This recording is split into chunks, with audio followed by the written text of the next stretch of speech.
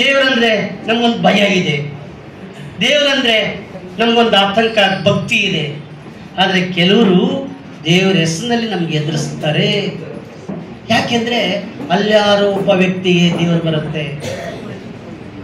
ದೇವರು ಬರುತ್ತೆ ಅಂತ ನಂಬಿಸೋದಕ್ಕೆ ಕೈ ಮೇಲೆ ಕರ್ಪೂರ ಉಡಿಸ್ಕೊಳ್ತಾರೆ. ಮಗನೇ ಅಂತ ಕರೀತಾರೆ, ಅಮ್ಮ ಅಂತ ಕರೀತಾರೆ, ಮಗಳೇ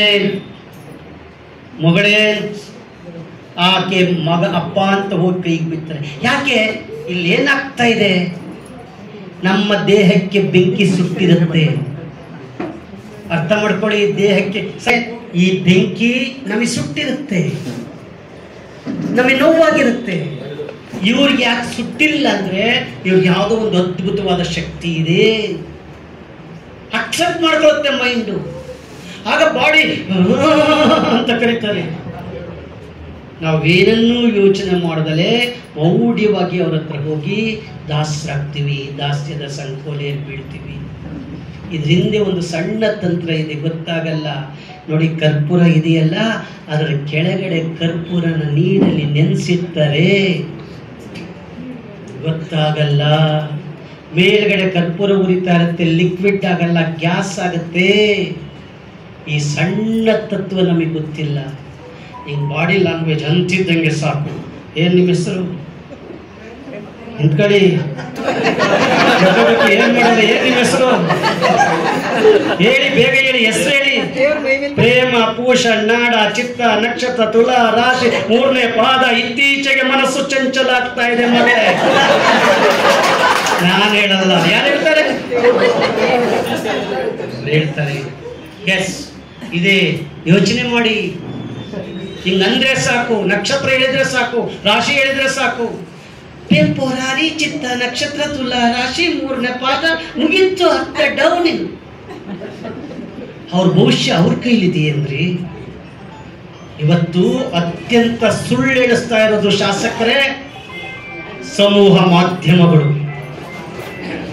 ದಿನ ಬೆಳಗಾದ್ರೆ 6 ಗಂಟೆಗಾದ್ರೆ ವೇಷಭೂಷೆಗಳನ್ನು ಹಾಕೊಂಡು ಟಿವಿನಲ್ಲಿ ಕೂತ್ಕೊಂಡು ಭವಿಷ್ಯ ಹೇಳ್ತೀನಿ ಅಂತಾರಲ್ಲ, ಅತ್ಯಂತ ಸುಳ್ಳು ಹೇಳ್ತಾರೆ ಅಲ್ಲಿ. ಯೋಚನೆ ಮಾಡಿ. ನಾನು ಹಿರಿಯರಿಗೆ ಕೈ ಮುಗಿದು ಕೇಳ್ಕೊಳ್ತೀನಿ, ನಿಮ್ಮ ಪಾದ ಮುಟ್ಟಿ ನಮಸ್ಕಾರ ಮಾಡ್ತೀನಿ ಪ್ಲೀಸ್, ನಿಮ್ಮ ಪಾದ ಮುಟ್ಟಿ ನಮಸ್ಕಾರ ಮಾಡ್ತೀನಿ. ಪಂಚಾಂಗ ಬಿಟ್ಬಿಡಿ, ಪಂಚ ಅಂಗಗಳ ಕಡೆ ಗಮನ ಕೊಡಿ. ಪಂಚಾಂಗ ಬಿಡಿ, ಪಂಚ ಅಂಗಗಳ ಕಡೆ ಗಮನ ಕೊಡಿ. ಮನೆಯ ವಾಸ್ತುವನ್ನು ಬಿಟ್ಬಿಡಿ, ಮನಸ್ಸಿನ ವಾಸ್ತುವಿನ ಕಡೆ ಗಮನ ಕೊಡಿ. ನೋಡಿ, ಒಬ್ಬರು ಇಲ್ಲಿ ನೋಡಿ, ಇಲ್ಲಿ ನೋಡಿ, ಇಲ್ಲಿ ನೋಡಿ. ಅದು ಹಿಂಗಂತಾರೆ, ಲ್ಯಾಂಡ್ ಅಲ್ಲಿ ತಿರುಗಾಡ್ತಾ ಇದ್ರೆ ಇದ್ದಕ್ಕಿದ್ದಂಗೆ ಇದು ನಿಂತ್ಕೊಳ್ಳುತ್ತೆ ತೆಂಗಿನಕಾಯಿ. ನೋಡಿ ಎಷ್ಟು ಚೆನ್ನಾಗಿ, ನಾನೇನು ಮಾಡಲ್ಲ, ಅರ್ಬಾಗಿ ಹಿಂಗ ಆಡ್ತಾ ಇರುತ್ತೆ. ಯಾವಾಗ ಹಿಂಗ ಆಡ್ತಾ ಇರುತ್ತೆ ಅಲ್ಲಿ ಹೇಳ್ತಾರೆ, ಪಾಯಿಂಟ್ ತೆಗಿರಿ, ನೀರು ಸಿಗುತ್ತೆ. ಈಗ ನಮ್ಮ MLA ಸಾಹೇಬರು ಇನ್ಮೇಲೆ ನನ್ನ ಕಂಡಿಡಿಬೇಕು, ಕರಿಬೇಕು ಪಾಯಿಂಟ್ ಕಂಡಿಡಿಯಕ್ಕೆ. ನೋಡಿ ಎಷ್ಟು ಚೆನ್ನಾಗಿ ಆಡ್ತಾ ಇದೆ. ಅಲ್ಲೇ ನೀರಿದೆ, ಇಲ್ಲೇ ನೀರಿದೆ. ಎಸ್, ನೀರಿದೆ. ಎತ್ತಣಿಂದೆತ್ತಣ ಸಂಬಂಧವಯ್ಯ.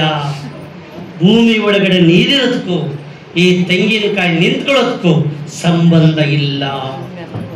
ಹಾಗಾದ್ರೆ ಹೇಗೆ ಸರ್? ಅಪ್ಪ ಹಾಕಿದ ಆಲ್ಮರ ಅಂತ ಅವತ್ತಿಂದ ನಂಬ್ಕೊಂಡು ಬಂದಿದೀವಿ ಅಷ್ಟೇ. ಈ ತೆಂಗಿನಕಾಯಿ ಹಿಡ್ಕೋತಾರೆ, ನಮ್ಮ ಮನಸ್ಸು ತೆಂಗಿನಕಾಯಿ ಮೇಲೆ ಇರುತ್ತೆ. ಈ ಬೆರಳಿದೆಯಲ್ಲ, ಆ ಬೆರಳನ್ನ ಸ್ವಲ್ಪ ಹಿಂದಕ್ಕೆ ಪಂಚ್ ಮಾಡ್ತಾರೆ. ಅಬ್ಸರ್ವ್ ಮಾಡಿ, ಆ ಬೆರಳನ್ನ ಸ್ವಲ್ಪ ಹಿಂದಕ್ಕೆ ಪಂಚ್ ಮಾಡ್ತಾರೆ. ಅದರ ವಿರುದ್ಧ ದಿಕ್ಕಿನಲ್ಲಿ ತೆಂಗಿನಕಾಯಿ ನಿಂತ್ಕೊಳ್ಳುತ್ತೆ. ನ್ಯೂಟನ್ ಲಾ, ನ್ಯೂಟನ್ನ 3ನೇ ನಿಯಮ ಇಲ್ಲಿ ಚಲನೆಯ ವಿರುದ್ಧ ದಿಕ್ಕಿನಲ್ಲಿ ಕೆಲಸ ಮಾಡುತ್ತೆ. ಅದಕ್ಕೆ ನೀರು ಸಿಕ್ಕಿದೆ, ನನ್ನಿಂದ ನೀರು ಸಿಕ್ತು ಅಂತಾರೆ. ನೀರು ಸಿಕ್ಲಿಲ್ಲ ಅಂದ್ರೆ ಗ್ರಾಚಾರ, ನಿಮ್ಮ ಹಣೆ ಬರ. ಹಣೆಯೇ ಇಲ್ಲದವರಿಗೆ ಹಣೆ ಬರ ಹೆಂಗ್ ಬರೀತಾರೆ? ಯೋಚನೆ ಮಾಡಿ. ಇದು ನೋಡಿ, ಈ ತೆಂಗಿನಕಾಯಿ ಒಡೆದ್ರೆ ಏನ್ ಸಿಗುತ್ತಮ್ಮ? ನೀವು ಮಾತಾಡಿ, ಏನ್ ಸಿಗುತ್ತೆ? ನೀರು ಸಿಗುತ್ತೆ, ದೇವ್ರು ಕೊಟ್ಟಿದ್ದಾನೆ. ಇನ್ನೇನ್ ಸಿಗುತ್ತೆ? ನೋಡಿ, ನಮ್ಮ ಹುಡುಗ ಹೇಳ್ತಾರೆ ನೋಡಿ, ನಿಮ್ ಮುಂದೆ ಹೊಡಿತಾ ಇದ್ವಿ, ಹೊಡೆದಿರೋ ಸತ್ಯ. ನೀರು ಸಿಕ್ಕಿದೆ, ಪುಣ್ಯ, ನೀರು ಸಿಕ್ಕಿದೆ. ವೆರಿ ಗುಡ್, ತಗೊಳಪ್ಪ, ನೀರು ಸಿಕ್ಕಿದೆ. ಮತ್ತೆ ಹೊಡಿತಾ ಇದ್ದೀನಿ, ಎಸ್, ಕಾಯು ಸಿಕ್ಕಿದೆ, ದೇವ್ರು ಕೊಟ್ಟಿದ್ದಾನೆ. ದೇವರು ಕೊಟ್ಟ ಕಾಯಿ. ಎಸ್, ಇದ್ರೊಳಗಡೆ ಪವಾಡ ಪುರುಷ ಕೊಡ್ತಾನೆ. ಎಂತದ್ ಕೊಡ್ತಾರೆ ಗೊತ್ತಾ? ಚಿನ್ನದ ಸರ. ಇನ್ನು ಮುಂದೆ ನೀವೆಲ್ಲ ತೆಂಗಿನಕಾಯಿ ತಂದ್ಕೊಡಿ, ನಾನು ಚಿನ್ನದ ಸರ ಕೊಡ್ತೇನೆ. ಚಿನ್ನದ ಸರ. ಎಸ್, ಹಾಗೆ ಒಬ್ಬ ಸ್ವಾಮೀಜಿ ನೀವೆಲ್ಲ ತೆಂಗಿನಕಾಯಿ ಕೊಟ್ರೆ ಅವ ಚಿನ್ನದ ಸರ ಇರೋದು, ಉಂಗುರ ಇರೋದು ತೆಂಗಿನಕಾಯಿ ಕೊಡ್ತಿದ್ರು. ಪವಾಡ ಪುರುಷ. ಲಕ್ಷಾಂತರ ಜನ ಮೋಸ ಹೋಗಿದ್ರು. ದೇವ್ರು ಎಂತ ಸೃಷ್ಟಿ ರೀ! ಇದನ್ನೇ ಯೋಚನೆ ಮಾಡಿ. ಈ ಕಾಯಿ ಭೂಮಿ ಒಳಗಡೆ ಹೋಗಿ ಅದು 9-10 ತಿಂಗಳಿದ್ದು, ಆಮೇಲೆ ಸಸಿಯಾಗಿ, ಆಮೇಲೆ ಮರ ಆಗಿ, ಆಮೇಲೆ ಕಾಯಾಗಿ, ಅದ್ರೊಳಗಡೆ ನೀರು ಹಾಕಿ, ಅದ್ರೊಳಗಡೆ ತೆಂಗಿನಕಾಯಿ ಹಾಕಿ, ಚಿಪ್ಪು ಹಾಕಿ, ಸಿಪ್ಪೆ ಹಾಕಿ, ಯಾರಿಗೆ ಹೇಳ್ಕೊಟ್ಟರು? ಯಾವತ್ತು ತೆಂಗಿನ ಮರ ಡಂಗೂರ ಸಾರಿಸ್ಲಿಲ್ಲ. ನಾನ್ ಕಾಯಿ ಬಿಡ್ತಾ ಇದ್ದೀನಿ ಅಂತ ಹೇಳಲಿಲ್ಲ. ಆದ್ರೆ ಅದೇ ತೆಂಗಿನಕಾಯಿ ಬೆಳೆಸ್ಕೊಂಡು ಇವತ್ತು ಚಿನ್ನದ ಸರ ಕೊಡ್ತೀನಿ ಅಂತಾನೆ. ಇಲ್ಲ, ನಮ್ಮ ಹಾಗೆ ನಾವು ಹೇಗೆ ಭಕ್ತಾದಿಗಳು ಹೋಗ್ತೀವಿ, ಅವ್ರ ಕಡೆಯ ಭಕ್ತಾದಿಗಳು ನಿಮ್ಮ ಜೊತೆ ಇರ್ತಾರೆ. ಅವರು ತೆಂಗಿನಕಾಯಿ ತಂದು ಇಲ್ಲಿ ಇಡ್ತಾರೆ. ಅದರಲ್ಲಿ ಒಂದಿಷ್ಟು ಸಿಂಬಲ್ ಇಟ್ಕೊಂಡಿರ್ತಾರೆ. ಈ ಯಜಮಾನರು ಒಂದು 5,000 ರೂಪಾಯಿ ಜಾಸ್ತಿ ಕೊಟ್ರೆ ಈ ಚಿನ್ನದ ಸರ ಇರೋ ತೆಂಗಿನಕಾಯಿ ಕೊಡ್ತಾರೆ. ಯಾಕೆಂದ್ರೆ ಅವ್ರು ಮೊದಲೇ ಈ ತೆಂಗಿನಕಾಯಿನ ಹೊಡೆದಿರ್ತಾರೆ. ಅದ್ರೊಳಗಡೆ ನಿಂಬೆ ಹಣ್ಣು, ಸರನ್ನು ಹಾಕಿ ಸಿಂಕೋನ ಮರದ ಗೋಂದಲ್ಲಿ ಅಂಟಾಕಿರ್ತಾರೆ. ಯಾವ ಸೈಂಟಿಸ್ಟ್ ಕೈಲೂ ಕಂಡಿಡಿಯಕ್ಕಾಗಲ್ಲ. ಎಷ್ಟು ಮೋಸ ಮಾಡ್ತಾರೆ ನೋಡಿ. ನೋಡಿ, ಖಾಲಿ ಬಾಕ್ಸ್ ಇಟ್ಕೊಂಡು, ಖಾಲಿ ಬಾಕ್ಸ್. ಒಬ್ಬ ಚಂದ್ರಸ್ವಾಮಿ ಅಂತಕ್ಕಂಥ ಮಹಾನ್ ಪುರುಷ ನಮ್ಮ ದೇಶದ ಪ್ರಧಾನ ಮಂತ್ರಿಗೆ ಮೋಸ ಮಾಡಿದ್ರು. ಖಾಲಿ ಬಾಕ್ಸ್ ನೋಡಿ. ಯಾವಾಗಲೂ ನಗ್ತಾ ಇರುವಂತಹ ನಮ್ಮ ಪ್ರಿಯಾ ಕೃಷ್ಣ ಅವರು 2 ಉಂಗುರ ಮೇಲೆ ನಮ್ಗೆ ಕಣ್ಣಿದೆ. ಸಾಕು, ಕೊಡಿ ಸರ್ 2 ಉಂಗುರ. ಏನಾಗಲ್ಲ, ಕೊಡಿ ಸರ್. ತುಂಬಾ ಚೆನ್ನಾಗಿ ಇಸ್ಕೊಳ್ಳಿ ಯಜಮಾನ್ರೆ. ಉಂಗುರ ಇನ್ನೊಂದು ಕೊಡಿ. ಅದು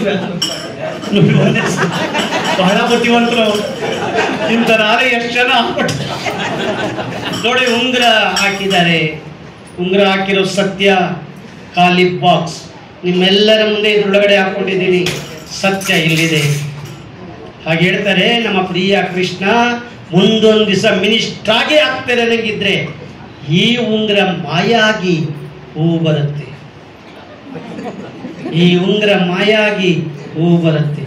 ಹೀಗೆ ಹೇಳಿ, ಹೂ ಬೇಕಾ ಉಂಗುರ ಬೇಕಾ?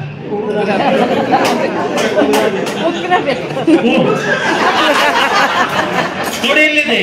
ಅವ ಹೇಳ್ತಾನೆ, ನೀನು ಮನಸ್ಸಲ್ಲಿ ಅನ್ಕೊಂಡಿರೋಂಥ ಕೆಲಸ ಆಗುತ್ತೆ ನಂಗಿದ್ರೆ ಹೂವ ಬರುತ್ತೆ. ಹಿಂಗಾಕಿ ಹಿಂಗಂತಾನೆ ಅಷ್ಟು ಜನಗಳ ಮುಂದೆ ಈ ಹೂವ ಬರುತ್ತೆ. ಹೂವ ಬರುತ್ತೆ. ಎಸ್, ಸೈನ್ಸ್ ಹೇಳುತ್ತೆ ಭೌತಿಕವಾಗಿ ಒಂದು ವಸ್ತುವಿನಿಂದ ಮತ್ತೊಂದು ವಸ್ತುವನ್ನು ಬದಲಾವಣೆ ಮಾಡೋಕ್ಕಾಗಲ್ಲ.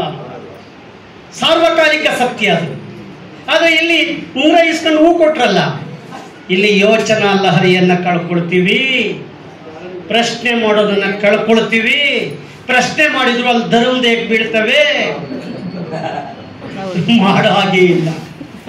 ಎಸ್, ಭಯ ಎಲ್ಲಿಂದ ಸ್ಟಾರ್ಟ್ ಆಯ್ತು ನಂತರ ಹೇಳ್ತೀನಿ. ನೋಡಿ, ಜನ ಬರೋದಕ್ಕಿಂತ ಮುಂಚೆ ಇದ್ರೊಳಗಡೆಗೆ ಹೂವು ಹಾಕೊಂಡಿರ್ತಾರೆ. ಇನ್ನೇನು ಜನ ಬರ್ತಾ ಇದ್ದಾರೆ ಅಂದಾಗ ಮೇಲ್ಗಡೆ ಒಂದು ಸ್ಮಾಲ್ ಬಾಕ್ಸ್ ಇರುತ್ತೆ, ಇಲ್ಲಿ ಹಾಕಿರ್ತಾರೆ. ಪ್ರಿಯಾ ಕೃಷ್ಣ ಸಾಹೇಬರು ಬಂದು ನೋಡಿ, ನಾನು ಉಂಗುರ ಹಾಕಿದ್ದೀನಿ, ನಾನು ಮಿನಿಸ್ಟರ್ ಆಗ್ತೀನಾ ಅಂತ ಕೇಳ್ತಾರೆ.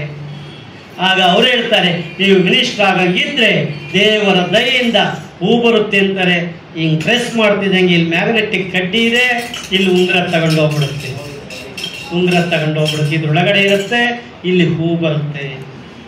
ಯೋಚನೆ ಮಾಡಿ ಎಂಥ ಸ್ಥಿತಿಯಲ್ಲಿ ನಾವು ಮೋಸ ಹೋಗ್ತಾ ಇದ್ದೀವಿ ಅಂತ.